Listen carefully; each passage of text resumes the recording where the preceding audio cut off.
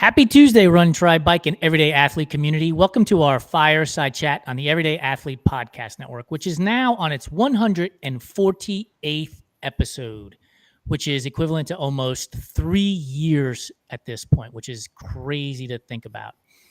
So, with that being said, today we're going to be joined by Michelle Goldberg, who is a psychologist, ultra runner, and podcast host of the show Let's Run That Again with her co-host Heidi Baker. We're going to talk to her about a whole host of things. But before we bring her onto the show, please remember to subscribe, rate, and review the Everyday Athlete Podcast Network on your favorite podcast platforms. There is something for everybody with 9 shows under our umbrella. We have Beyond the Finish Line with Joe Harden and Running Tales with Craig Lewis, as well as our newest show, Melanin MVP with Angela Hollowell, to humorous shows about food and music. Yesterday, we had What's in Your Earbud. So make sure you check them all out. If you have an interest in any one of these shows, be sure to subscribe, rate, and review after you listen to it. So without all of that preamble and rambling and babbling on, let's bring Michelle onto the show and talk to her about how she got started in running, the journey to becoming a podcast host, as well as her upcoming events, which are numerous. Hey, Michelle, how are you? Hi, guys. I'm good. How are you? I'm fantastic. So thrilled to have you on the show. We had featured your How It All Started about a year ago, last year in 2024.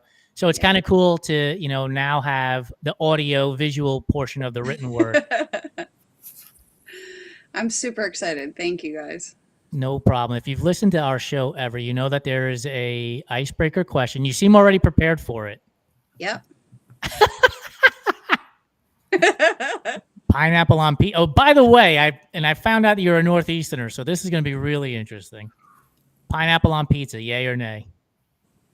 So I've thought about this a lot. And now whenever I hear about pineapple on pizza, I literally think of you guys. It always. And this is probably it might even sound like a little bit of bullshit, but I believe that if someone wants to have pineapple on pizza, that should be okay. And that's the easy answer, though. Like, I agree with you. If you want to have pineapple on pizza, go for it. Just don't bring it to my house. Just don't put it on my plate. See, I don't feel strongly about it. I don't mind cooked pineapple. I don't like a grilled pineapple with that char. Awesome. Yes. I would eat it on pizza. I don't choose it for my pizza, but I'm not like opposed to it. That's a no. I like a lot of vegetables, but like, oh my, if we were making pizza together, I would totally make you a pizza with pineapple on it, and that's okay. And then tell you to eat it outside. What's he doing out there? Well, he'll be back in a minute. Like, I've never had a pineapple pizza with like grilled pineapple or like a charcoal-y pineapple. That could be, that could at least a little less. I will admit that pineapple on pizza does make the pizza soggy, so I'm not gonna see. That's the thing. Like, I'm not gonna contest that. Straight out of the can, the way that some places do, and they just dump it on there, and it's very juicy. See, like we can all agree on that. Standards. I just remember seeing the pizza, quote unquote pizza, that Ohm was eating at the Tahoe 200, and it was, it looked awful. Like, only somebody who was how far into the race were you there, dude? Like 80, 90 miles. To be fair.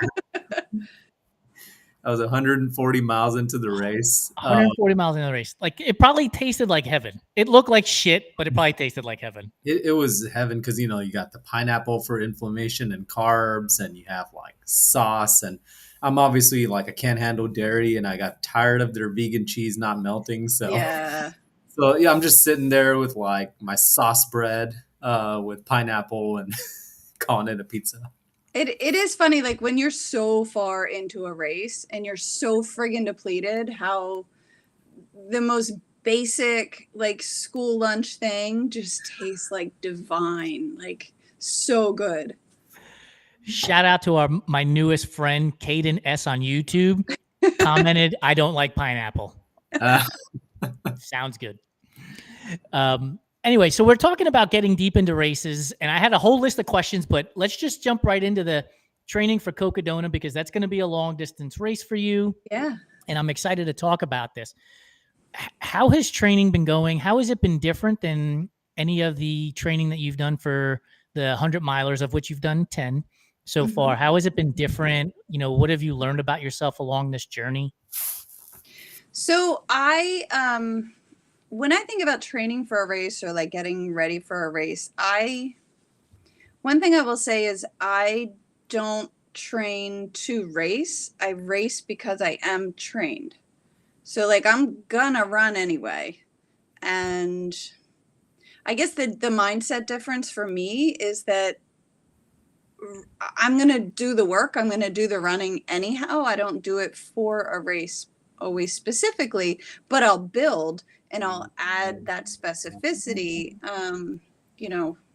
to prepare for a particular event, like the course, the distance, whatever it is. And I love that process.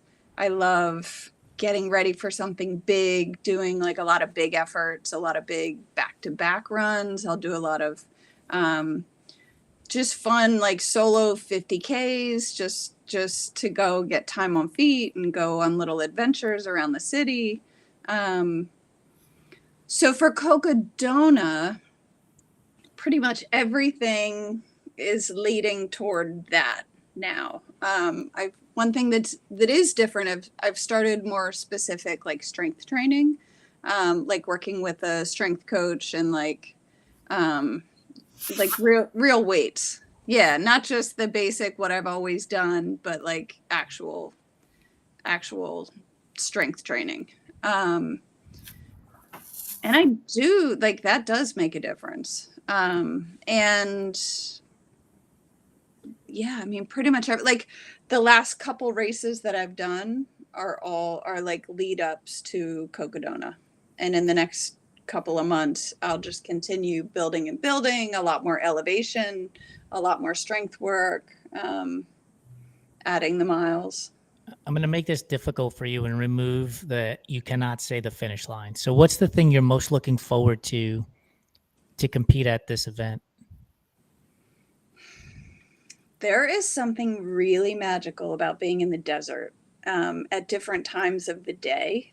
And like, it's hard, like it's hard to explain. And when you said that, like, I get that feeling like deep, like, it's just so incredible being in I know there are going to be highs and lows, and the lows are going to be really friggin' low, and working through the challenges, problem solving, experiencing it, sort of the bonds and,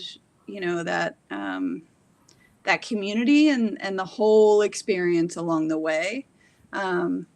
Sunsets and sunrises in the desert are just so good. Yeah. Make sure you pack your cold gear, because when that sun goes down in the desert. So in this past year, in 2024, I crewed and paced a friend of mine from start to finish at Cocodona. And I paced probably 3 different sections of the race, maybe a total of like 55 or so miles along the course. And most of it was overnight. Like, oh my Lord, it got cold. It got so cold. So cold. Yeah. Do you remember the sections you paced at? The first one was Whiskey Row to Fane Ranch. So I did Whiskey Row to Iron King, and then Iron King to Fane Ranch. So I got to go through the Dells, the Granite. And like, talk about otherworldly beautiful. It's absolutely magnificent. Like you're just somewhere on another planet. And seeing Mingus as you're going through, right? Like it seems so imposing. Yeah. As you're going through that area and it's just like, I have to go up that at some point. Yeah. I didn't then. I will now. What was the second one? I get a couple of them confused. Might have been Munns Park to something. That's about how the race is going to go for you. Yeah. Going through some part. Yeah. Well, and some of the aid stations have really similar names. Of course, at the time, I had it totally memorized, and I will again. Go ahead. I was just gonna say, like, about the Dells, like I know they obviously look amazing. I was obviously not there at the same mileage, but I did do the Whiskey Basin race, so I've seen the Dells. Oh, nice. I always cracked up at you calling them magnificent because they truly are. But every other story I've heard about the Dells is I got lost in the Dells. Yeah. Okay, so there's that too, because you're basically like following what looks like just a random chalk line, sort of, Mountain you know, biking done. yeah, leading around. When we went through the Dells this year, coming up, you're going along the slick rock and you're tracking for that line and triple checking your GPX. There was a guy standing at the top, like not part of the race, just a local community volunteer. We come up to the top of these rocks and there's this dude standing there with what looked like a school lunch tray, and he had pickles and Twizzlers and was like, I just thought I'd come out and support the runners. And I was like, oh my, I like professed my love to him. I was like, this is the best ever. Did you tell him he's going to be out there for at least another 2 or 3 days as the rest of the runners come flying, piling back? It's just so cool the way the community comes out. I mentioned that, and you talked to Om about this for your How It All Started feature, but you talked about getting started in 2013, and it was a fundraiser. So we're 11 to 12 years later. I mean, what has transpired for you with running? How has it changed you as a person to go from that I'm registering for this, fundraiser to now talking about running 250 miles over the course of a number of days? Yeah. That was a 5 mile mud run. That you started with the 5 mile mud run, right? With the it was moms called the Mucktastics. I just shout that out. Yeah, we had cool little shirts with the Mucktastics on it. I mean, wow! Like, what a huge change. And like, I was older when I started running. I mean, I was 38 at that time, and I had no idea, like didn't see any of it coming. It just, progressed and built, and probably I would say like absolutely changed my life. There are certain traits that are part of who I am that lend themselves, like sort of make me geared to, like, I'm a very hard worker. I can be very focused. I like to work hard. I like to put effort in. All of, like those are part of who I am and have always been there. But like leaning toward ultra running, it's just totally changed my life. How do you incorporate ultra running into your life? Because there are hard moments, right? Mm-hmm. When we're training and racing, and we've learned to overcome those things in that world, right? How do you take the lessons you've learned and brought them into everyday life that isn't running? It almost feels like it's just been sort of seamless. Like there are such parallels between ultra running and everyday life. I don't know that it's even been like, oh, let me take that there and apply it here. It just, it flows. It's like all one, but it's pretty incredible. It definitely impacts me, the way that I go about things, the way that I handle challenges in day-to-day life. When I was working full-time doing a whole career thing that I no longer do, which is part of this, it'd be funny, like coming back from like 100-mile race or some really big effort or like some really big run, and you come at, like, you get to work Monday morning and everybody's, I don't know, there's like random talk about this is so hard and this and that, and like it's just like, it's no big deal. Like we got this. Like, I don't know, it just changes your perspective on what actually is hard, and what you can handle and how you see things. It really just shifts your perspective. It's very Yeah. grounding, and in a really, really good way. Yeah, agreed. I agree with that. And you mentioned the word perspective. Uh, do you find that the challenges, because this is something I'm always curious about with ultra runners and their mindset.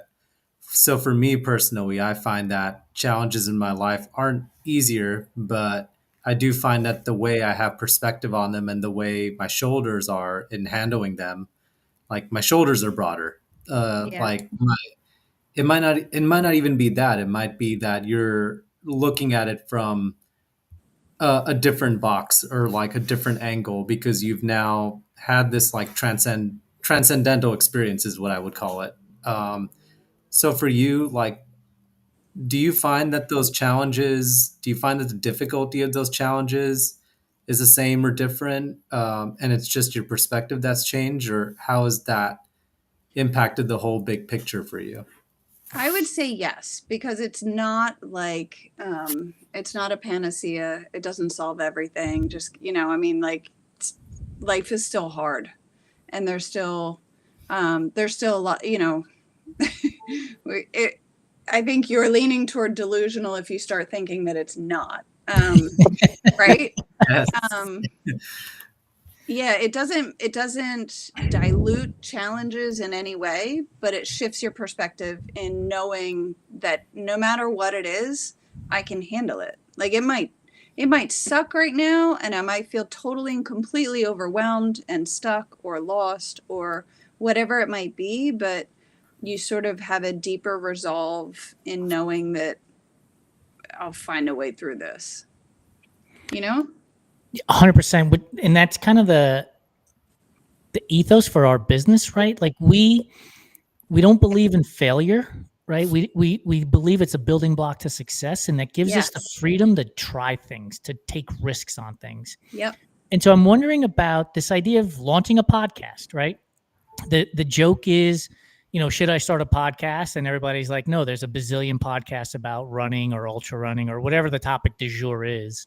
But did you find like the idea that I could start this podcast with Heidi and we can be successful at it easier to say because you've gone through the trials and tribulations of training and racing for long distances? And you were like, look, if it doesn't work out, it doesn't work out. The world will keep spinning. It's okay. Yeah.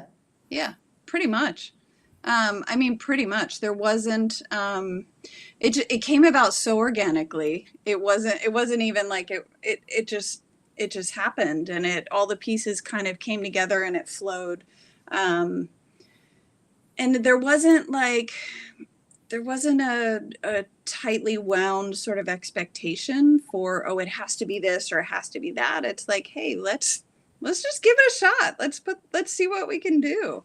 I'm going to follow up. I'm going to interrupt you because I want to Yeah. follow up on this. So there will be people who tell you, well, you have to do things dot, dot, dot, dot, dot. And then there are going to be people who tell you, do the thing that makes you the happiest, right? Yeah. What works for you guys? What works for you personally and works for you and Heidi as a team with your show?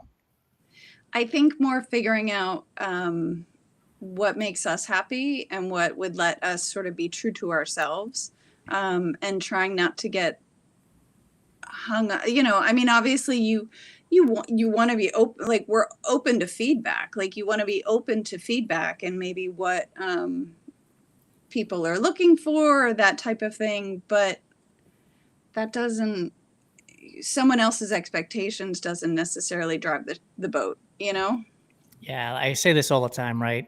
50% of the people are going to like what you do, and 50% of the people are going to dislike Totally. what you do. Haters are gonna hate, like it's just, that's how it's gonna be. I want to ask you this question as well as Michelle. What is the best part about hosting a podcast? Michelle, I'll ask you to go first. I think the conversations, like, oh my gosh, the conversations, and it's so much, it's a lot of fun. Like, and it actually has surprised me, I think, because I didn't really, it was just kind of like, okay, yeah, let's do it. Let's do this. it's really so much fun to get to talk to different people, and listening back to it, sometimes like I catch things that even when you're in the moment, you're having the conversation, you don't fully like process it in that moment, and being able to listen to it back that's really fun. What would you say to that? The best part of hosting a podcast? Having been doing this for almost 3 years now with you, I would say like just walking out of these conversations with perspectives you didn't know that you could possibly have because you talked to I've honestly walked into some conversations having like maybe not the best day myself, and I've walked out of those conversations, and Jason can attest to this too, feeling like we will be in the green room after the conversation going, dude, I feel invigorated because Yeah. or you just got Yeah. somebody else's perspective or you heard their story and what they've overcome. And it goes back to the ethos of our business, too. And I think in a sense, the ethos of what you and Heidi are doing, Michelle, like of just, you get to hear people's stories and you get to see this perspective that you might not have otherwise seen. And you're getting it firsthand from them, straight from the horse's mouth, not to call anybody a horse, Yeah. Yeah. like, but like, Totally.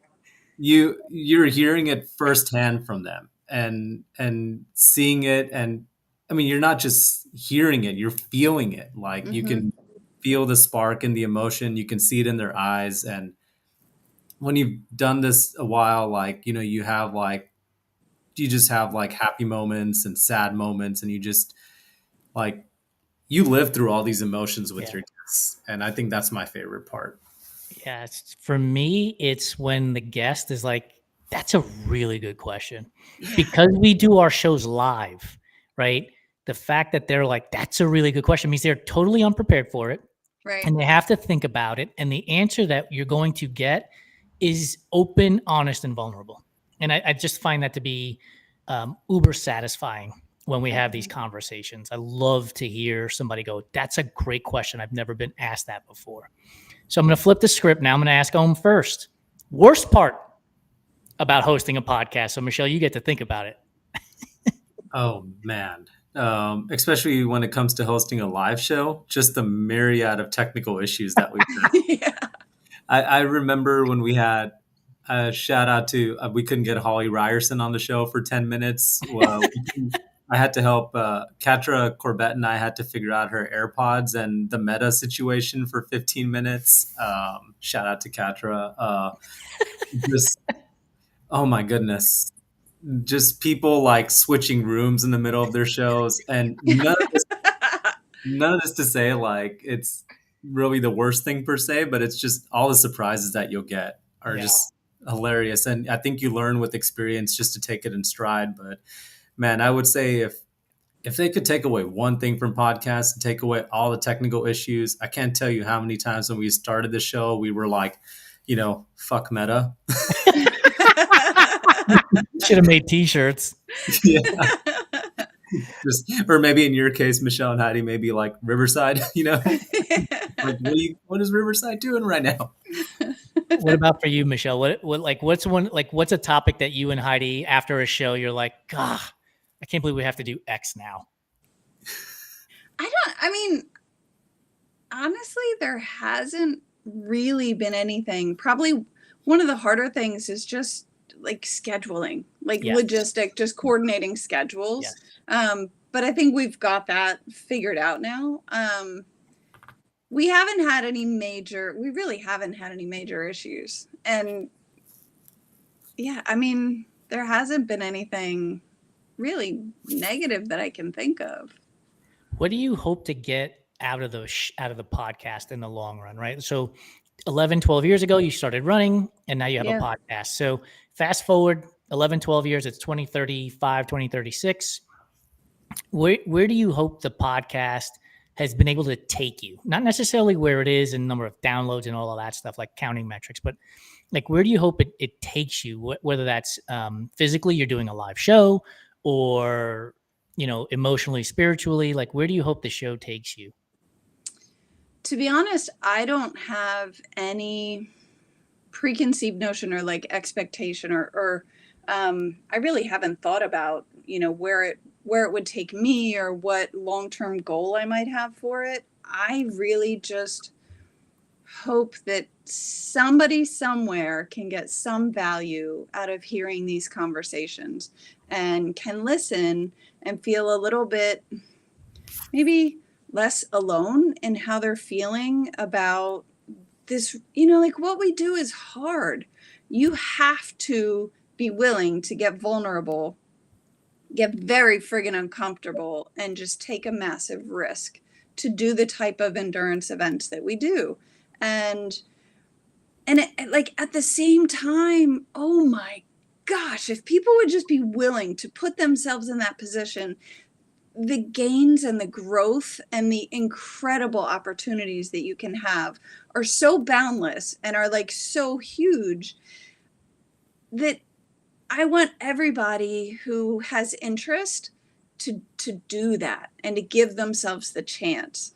And so I think by talking about like some of the air quote failures that can happen along the way, or some of the DNFs or the bumps or the struggles, to normalize those a little bit as it's just part of the growth process.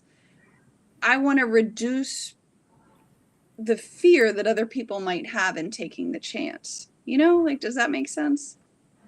100%. I mean, there's a reason that we started this business. There's a reason that we decided to put together the Enduring Minds podcast, which is talking about men's mental health. And you guys, I have listened to every single episode and it is so good. Like, it is so good. And I feel like I owe you an apology for not sharing it more, because every time I've listened to all three of yours like deeply, and it's so amazing what you're doing. Like, obviously I'm not a man, but like, we're all human. Yeah. Well, it's so good, and I applaud you so much for what you guys are doing. Have you seen Jerry Maguire? Mm-hmm. So, when Cuba Gooding is telling Roy Firestone, "You're not going to make me cry, Roy. You're not going to make me cry." That's how I feel right now. You're not going to make me cry, Michelle. You're not going to make me cry. But the point of that show, and the reason why I brought it up, is because you talked about vulnerability. Yeah. And it's an opportunity for us, and we're going to have guests starting on Friday come on the show and be vulnerable and show that you can still have great accomplishments, even with quote unquote failures, and being vulnerable and sharing those failures and talking about them, because that's life, right? Yeah. Like, it also shows people to take risks, right? You took a risk to do a 5-mile mud run. You taking a risk every time you press the register button on those 100-milers. You're taking a risk training for Cocodona and going to that start line.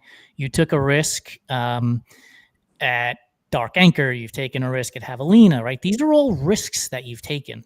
And we can have these visions of excellence. I'm going to finish this race in X amount of time or whatever. And then, shit gets in the way, like a rolled ankle. You got to use the bathroom in the middle of the woods. Like, who knows? Like, but you overcome those things and you still have success, even if you didn't PR or you didn't do X or you didn't do Y, right? Right. And I wonder how that helps you. And I want you to answer this question too, in getting out of your comfort zone from the first time you had to get out of your comfort zone till today. Because the first time we have to get out of our comfort zone, we are paranoid. Mm-hmm. We are filled with anxiety. We are filled with stress. We don't know what's going to happen. And even today, when we get out of our comfort zone, we still don't know what's going to happen, but we're more comfortable in that scenario. Mm-hmm. So when you look at, let's just use ultra running. When you look at an event and you're getting ready to press the register button, how are you looking at it? Are you looking at it like, I've got this? Or do you look at it as in a way of like, this is going to be hard, but I still want to do it and prove to myself that I can do hard things? Ooh. Right. I heard I was gonna say mine would be, this is scary. This is scary. This tackles some of the fears that I have. And I think I'm gonna go for it. It's the reason I signed up for Javelina, because I took a big L, as we talked about it. Let's run that again with Moab. And the heat really destroyed me in that race. And so I decided I want to focus this year on the heat and I want to tackle Javelina, which is one of the hottest races in the US. So whether I fail or succeed doesn't really matter to me. It's, can I put my best foot forward and give it my best shot and tackle that fear head on, and how am I going to grow from it? Yeah, similarly, I can relate to that. And Jason, I think it's kind of a combo of what you said. For me, in making a decision to approach something or to take something on, when it scares me and I get that feeling, but at the same time, I get this feeling out like in my core where it's like Butterfly. butterfly, like a bubbly, effervescent, like it's scary, but oh God, I want to do that. Like I want to give it a shot. I think I can. Just like Coconona is fucking scary, but I do believe I can. I do believe I can do it. It's going to be a wild ride. I'm not. I never feel like cocky confident. Like I hear people sometimes like, yeah, let's go. I'm gonna like no. But I think, part of it is like this mental training, what we do, and whether you call it training or whatever, like the process of just learning to trust yourself and believe in yourself comes from repeatedly putting yourselves in situations. And it doesn't have to be pressing register on a ginormous race. It's day-to-day life, like repeatedly putting yourself in a situation where makes you a little bit uncomfortable, like, I want to go ask somebody something, but I don't know. And then you do it anyway, and you handle it really well. And it's like, okay, I got that. It's like all those little things build up and teach you that, yeah, I can handle stuff. Go back to the, yeah, I got this. Don't you have to have a little bit of, or a lot of bit of confidence though when you get there? Because if you're in a defeatist mindset, it's going to make it that much harder, trying to tackle it. So you have to have some like, and that's where the self-belief, Yeah. that's where that comes from. I think it's funny. Before Dark Anchor, I always pick like an intention or sort of a mantra, but just something that I carry with me as a mental reminder into a big event. Actually, they're sitting right here. I made little flashcards for myself with those before that race because I wanted to like I had a goal for that one. But it was the notion of radical self-belief. Like that, for me, radical self-belief and thinking, like, it's kind of the idea that take the fucking logic out of it. This is radical self-belief. Don't overthink it. Don't question yourself. Like, if it's radical, just go with it. Just believe. Don't overthink it. It's funny to think that radical is just simplifying everything, right? Like, yeah, totally. In today's world, if I simplify it, I'm leading a radical lifestyle. But it's true. Like we overcomplicate shit so much. It's unbelievable, right? All the time. Like what Om and I were talking earlier today, and I was like, dude, we just have to keep it simple. Yeah. And simple is literally asking for what we want. Yeah. That's it. Yeah. If we ask for, go ahead. I say often humans are marvelously skilled at overcomplicating things. It's ridiculous. I mean, I of course I do it too. Like, but you're right. Keep it simple, like really simple. Like what is it that you're really getting at? Right. Keep it simple. The simpler it is, the easier it is to execute. Yes. And the easier it is to execute, the faster you get to success. And then that breeds more success. Yep. right? When we complicate things, we have a tendency to get anxious and stressed out, and then we don't do them very well, and then we fail, and then we're like, I'm a failure and I can't go and do that, right? Totally. You're It becomes a spinning, cycle. spinning with it, and you just dig yourself down into like a pit of despair. Nailed it. Yeah. Do you have a mantra yet for Cocodona, or is that still in the works? Oh, that's in the works. Yeah. There'll be that's gonna be a it's probably gonna be a lot. And it's never just one. And it always changes in the Do you middle of have something. have you solidified crew and pacers and I'm what? working on that. It is evolving. I'm very, very excited. I have a couple of maybes in the works. I just heard from a friend the other day who's definitely going to be able to come. And Heidi has talked about coming out, so that would be really cool. Working on that.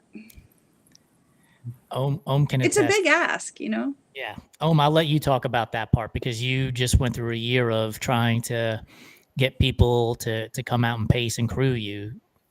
Talk about the importance of those things. So important. My experience was only as good as the team that surrounded me. And I don't know that we can talk about like crude and I don't know, they call it like screwed or whatever when you're doing it solo. But like, I know that anytime I want to do a race like that, I want to be surrounded by people I trust and like have a team, not just for that, not just knowing that they have my back, but also being able to share that experience with other people because 100%. I've done it both ways. My first Moab, I've done it like screwed, I would call it. And you make friends along the way. But the idea of like having this team, like I will never forget Tahoe 200 for the rest of my life, simply for the fact that like I have the most amazing team, and like we were all rowing in one direction, going Yeah. from A to B. And it felt like everybody was in the right place at the right time.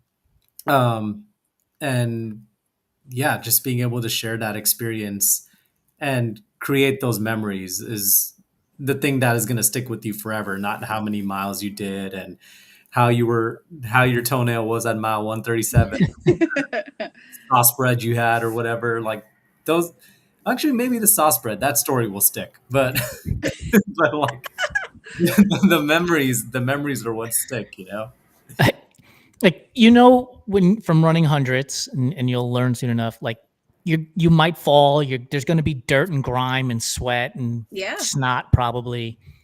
And watching him put his hands into this thing, I was like, just thinking to myself, like, only an ultra runner would do this. Like, there's no human being on the planet who doesn't run ultras who would think, yeah, I would eat that. Like, it looked terrible. There was, admittedly, there was like sauce. It's my legs were like covered in red sauce and like dirt. I was like, I am not. If this is what they're serving me at the aid stations, I'm going to go hungry because I'm not doing that. So let's stay on the topic of food for a moment. Have you ever had a time when you're racing one of these 100-milers that you've done where you're like, I would just kill for X? Has there been like something that you've just had a mad hankering for? Oh God, I'm trying to think. There was something the other day during Black Canyon, and I can't remember what it was. But absolutely. And yeah, I mean it could be the most random thing, like stuff that I don't eat in my like day-to-day life. And during Dark Anchor, I remember for like hours, I wanted a Reese's peanut butter cup so bad. I don't like that's like, and eventually like late in the middle of the night, I came into the aid station and they had the little ones, and I was over the moon. Like it was so good. And it's a dumb, stupid little tiny Reese's peanut butter cup, but it was like, no, that's like heaven. Oh. Like heaven at that point. I would have looked like Alvin the chipmunk. I would have put them all in there. Yeah. Just had them face full of those little mini ones. It's funny you mentioned the mini ones because I'm thinking, as you mentioned, I'm like, well, you have the regular one, you have the mini one, you have the Take 5. Right? You got the one with the Reese's Pieces in the middle of it, pretzels. Like, I was like, All what the was she stuff. actually looking for? Was it like just a normal everyday one, or was it the white chocolate one, or was it the dark chocolate one? I wanted like I wanted the minis. The minis. And they So had how do it. you eat Made me the how do you happy. eat the mini? Like an aspirin, or do you bite it? You mean like swallow it whole? Well, no, throw it in your mouth and chew it. Yeah. Yeah. Yeah, totally. But you Yeah, don't no. bite it. You don't like We're break not it. taking dainty bites. No. It's go no. No dainty bites in this house, No. especially not when you're in an ultra. I want it all. When I got to Whiskey Row, I remember telling my crew chief, I was like, please make sure that there are Impossible Whoppers and Klondike bars when I get there. Like, that was the only thing I wanted. And the running joke for the next 3 or 4 days or whatever the hell the time frame was the commercial, what would you do for a Klondike bar? And the answer was run 250 miles in the desert. Like, I would do that for a Klondike bar. Dude, you could have. I mean, that's a sponsorship opportunity right there. Klondike, if you're listening, come on board. Talk to us a little bit about Dark Anchor, because then we'll go back to our rapid fire food questions. Talk to us a little bit about Dark Anchor, confidence builder, lessons learned, why that race of all the races that you have the opportunity to attend. Yeah. So Dark Anchor 34-hour. It is a timed race with a 3.5-mile trail loop in Savannah, Georgia, in Wormslow State Park. It's beautiful. It's actually, so the park where they have the race is, the scene in Forrest Gump when he's a little kid and has the leg braces, Yes. and the bullies are after him, and Jenny's like, "Run, Forrest, run!" And he takes off in the braces. That scene was filmed in this park, in those gorgeous oak trees that he's like running up the dirt road. That's part of this course. It's really cool. So I wanted to do it for a couple different reasons. One, the 34-hour timed format, I wanted a longer duration of time. I wanted to run all day, all night, and then into a second day. Specifically, my goal was to take a nap during the race. I wanted to practice napping during the race and then keep going. So that it was the long duration of time that really attracted me for that. But also it was in Savannah, Georgia, which is where my co-host for the podcast, Heidi Baker, lives. And she wanted to run it as what would become her first 100-miler finish. So it was like, all right, we're going to do this. So that was a big part of it too. You're getting a little choked up about it. Why? Cool. Oh my gosh. So Heidi, and you come listen to our show because we've totally talked about this. Heidi had attempted the 100-mile distance twice before and didn't make it. So this was her third attempt, and she really, really wanted to get it, really wanted that finish. And she was ready. She's totally ready. So yeah, I was like, I'm going to do whatever I can to help, or at least just be there in that process. That's awesome. Yeah. Yeah, those photos were, oh. You guys, when she finished, oh my, I can't even, it was so good. So good. It was so cool. And we got to share some miles on the course. We saw each other. We didn't, obviously we didn't stay together the whole time, but my last loop was it was a point when she was really struggling and she still had maybe 10 miles to go. And it was just feeling really, really far away and really hard for her. And so we got to share that and kind of pull through that. And I finished, and then she finished and got her buckle. That it speaks volumes to the power of the community that we have here in ultra running. And I know you and Heidi are obviously co-hosts of a show together, and so there's a tighter bond there than most. But the reality is that's what these events do for us, right? They bring us closer to people in a myriad of ways that it's like, holy crap, this is so damn cool that we're doing this. Yeah. Speaking of technical difficulties, this is one of those right now. How do you like it now, Jason? Anyway, I didn't mean to interrupt you. Go ahead, Heidi. You were saying, Michelle? Yeah, I mean, it's so amazing just to watch someone, you know, whether it's her, like, and people during a race just you see how hard it is, and you see how much it takes, like, every ounce of their being just to keep going, and you watch them fight through and persevere, and the grit and the determination that you can witness. Go to any friggin' ultra. If you don't see that, if you don't notice it, then, like, you're not looking, because it is there, and it's beautiful. Yeah, it's very powerful. Give us the details of where people can find your podcast, the name of it, how often it comes out, all the good stuff. Where can people find you and Heidi on your podcast? So the show is Let's Run That Again. And we are on Instagram. We have a page on Instagram. We're on all the usual podcast listening places. Apple Podcasts, on Spotify. We're on YouTube. I think, like, Amazon Podcasts too. Podbean, like, all the usual channels.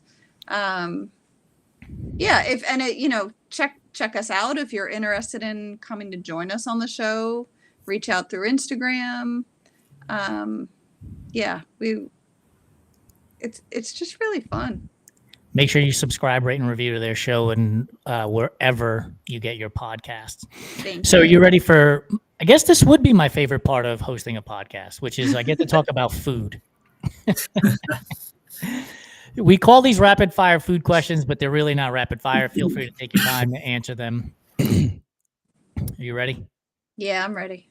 Oreos, OG Oreos, double stuff Oreos, thin Oreos, or Cakester Oreos?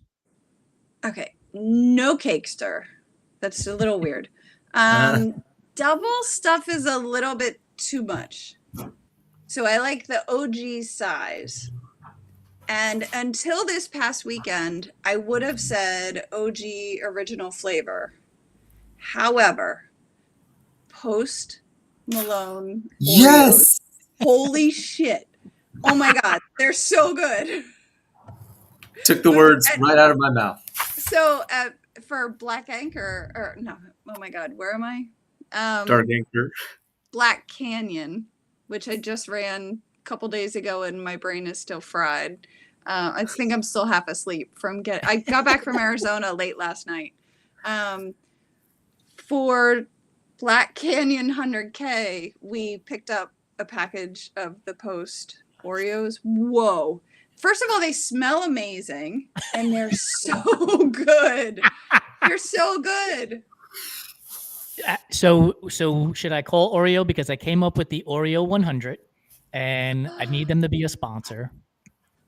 And if Oreo, if you're listening, and I will tag you in this, the Oreo 100 starts in Oceanside, California, goes to Redondo Beach, so O for Oceanside, RE for Redondo, and finishes at the Pacific Ocean. Oh, the Oreo 100. Let's make it happen. Sponsor the event. Yes. See, Jason, I am there. 5,000%. I am there. But you have to, like, there need to be sort of games at the aid station. Yes, 100%. Like, you know, like, do the thing where you put it on your forehead and you have to get it into your mouth without using your hand. Could you imagine that we'd be like all sweaty? Talk about gross. Like, how many minis can you roll shovel? Down the salt. It'll, like, collect the salt off my face.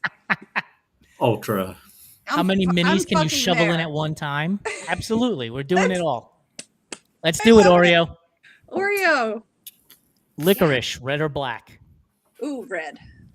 Red Vines or Twizzlers?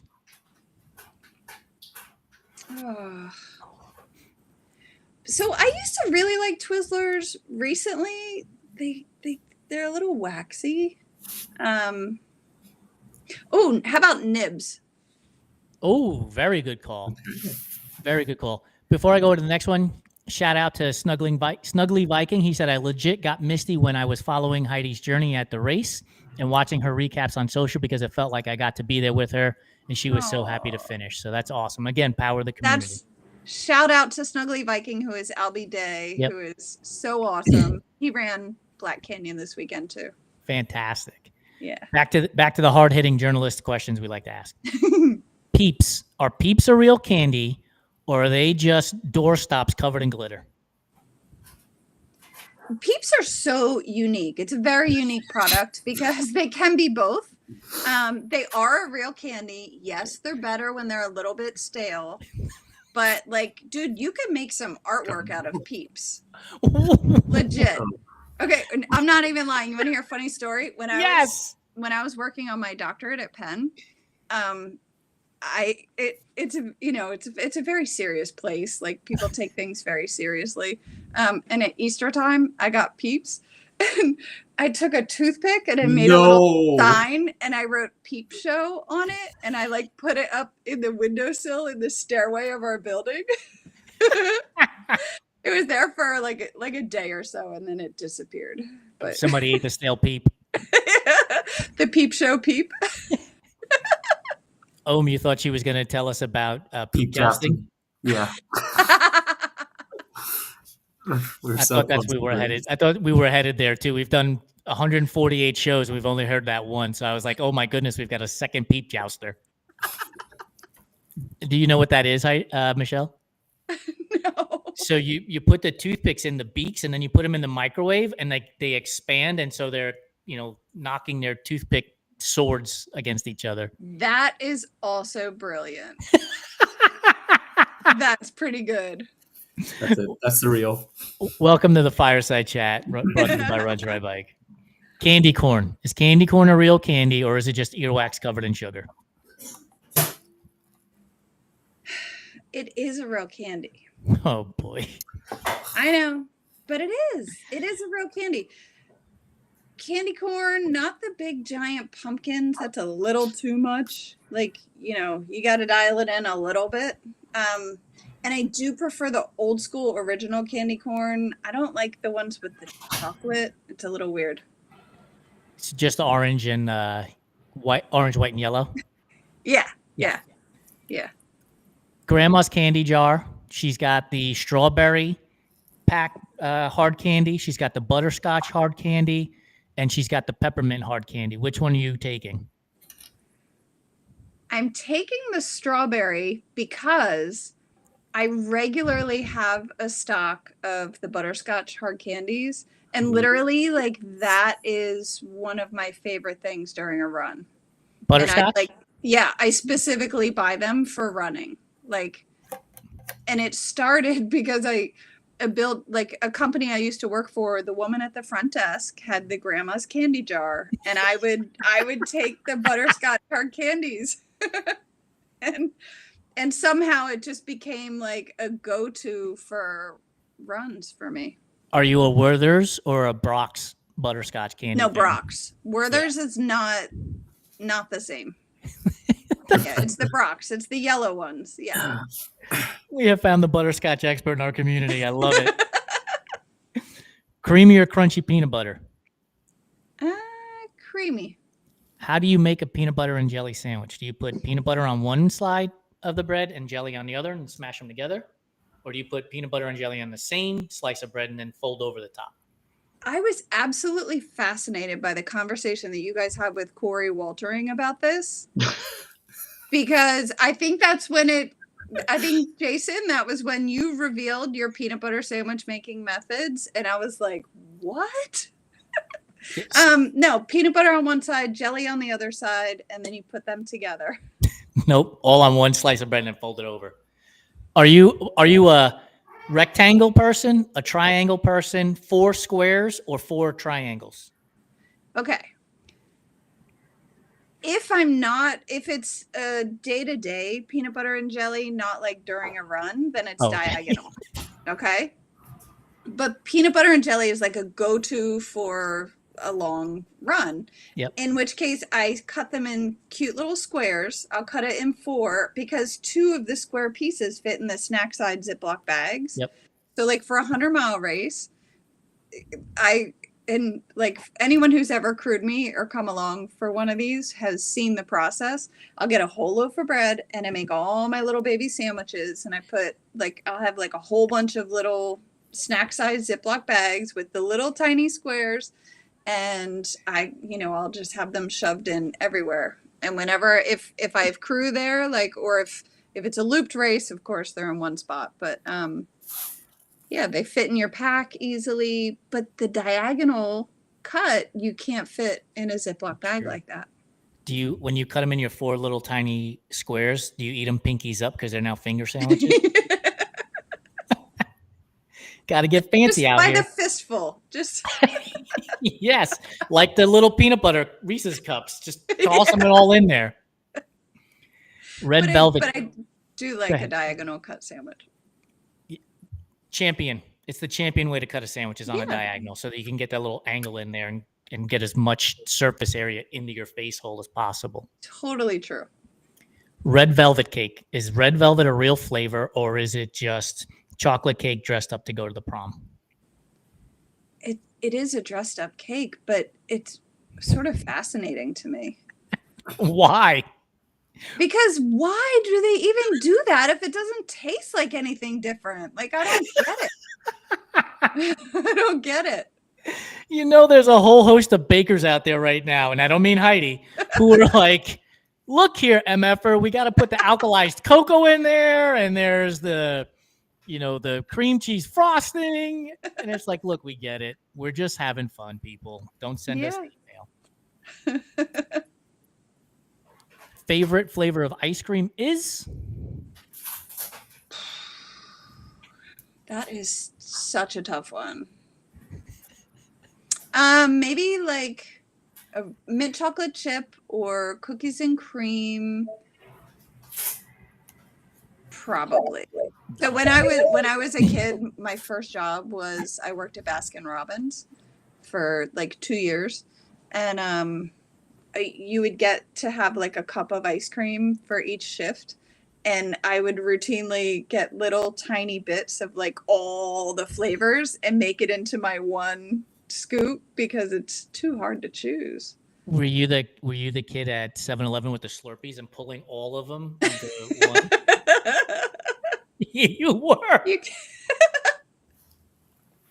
Or like if you go to here Wawa coffee, like I'll mix them together sometimes. It's like self-serve coffee, right? So I'll do like a little bit of hazelnut, a little Colombian, a little dark. Yeah. So I got to go to our Instagram commentary because there is a running conversation between Albie and Joe. Albie has said, to quote Lewis Black, they made one batch of candy corn in the 1950s, and every year they go around and fish it out of people's garbage cans, wash it, and resell it the next year. He commented on the geniuses at Black Canyon this past weekend, individually wrapping the peanut butter sandwiches so that they never got stale. Yes. And he did mention the Taco Bell 50K, of which Joe seems to be extremely intrigued by and wants to participate in. Although, like, I can get behind the Oreo 100, the Taco Bell 50K. I'm sorry, you could not pay me. No. But we'd eat burritos like nobody's business on a regular run course anyway. So maybe. All right, I'm gonna have to eliminate the Reese's minis from this question. So you have to come up with a second one if this is a different answer. Favorite candy bar or favorite candy in general? Favorite candy bar, I really like Twix. Yes, Twix is a really good one. Which one, left or right? Why do they do that? I don't understand. It's the hard-hitting journalism right here. We just stumped her. It's like it's the same thing, you dipshit. Exactly. Yeah, that one. Yeah. Chocolate chip or oatmeal raisin?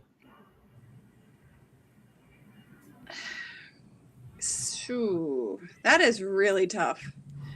during a race, one of the things that I sometimes crave is a really good chocolate chip cookie.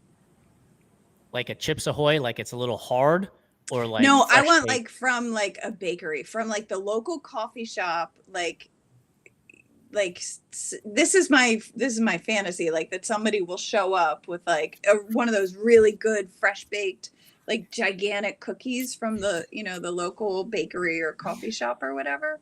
It doesn't usually happen, but Maybe we can get the Mrs. Fields 100 going. oh yeah. But oatmeal chocolate chip is also a really good thing. Yeah, See, it's I hard. like to combine the Clearly. things. Pop-Tarts, frosted or unfrosted? Frosted. The only way. Like Yeah. like I love Pop-Tarts, but I couldn't imagine eating cardboard because that's what the unfrosted is like. It's not right. Yeah. Favorite flavor of Pop-Tart? Either strawberry or brown sugar cinnamon. At Black Canyon, I did eat 2 of the foil packet, like with 2 in each one. Yeah. So I had a total of 4 Pop-Tarts during Nice. my Black Canyon 100K. Did you see they have a licensing agreement with the Girl Scout cookies? So there are Thin Mint Pop-Tarts, and there are they're the samosas, but they call them coconut something or other. But they're out there too nowadays. So I have to go on a hunt to find these Girl Scout Pop-Tarts. I am curious about that. If it's going to be like is it going to be a chocolate pastry with a mint flavor filling? What is that? I will let you know when I find them. Dude, at Black Canyon, I was running into Bumblebee Ranch, which is Yes. one of the aid stations. And I was coming in, and there was the people are how they cheer for you when you're coming in, and there was some woman off to the side with a box of Girl Scout Thin Mint cookies, and she was like, "Oh, would anyone like a cookie?" And I had gone past already. I turned around and I went back, and I was like, "Yes, I'll take the whole sleeve. Thank you very much." All right, last question for you before we let you go. It's late on the East Coast. Tray of brownies is out on the counter. Michelle is going for the corner, the middle edge, or the middle of the entire tray. Oh, not the middle of the entire tray. It's somewhere on the edge. Yeah, it's a toss up between the corner. It's got to be an edge, the outer part. I like the crunchy outer part. And you need something to hold on to. Yeah. I don't understand the middle gooey part. Me neither. I'll eat it, but I'll do it begrudgingly. Michelle, thank you so much for joining us on our Fireside Chat today. It has been a blast. For those of you who are joining us late, go check her and Heidi's podcast out. Let's run that again. Make sure you subscribe, rate, and review wherever you get your podcasts. We will be back here next week, same bat time, same bat channel. Thank you for joining us. Without you as our community support, none of this ever happens. Have a great night.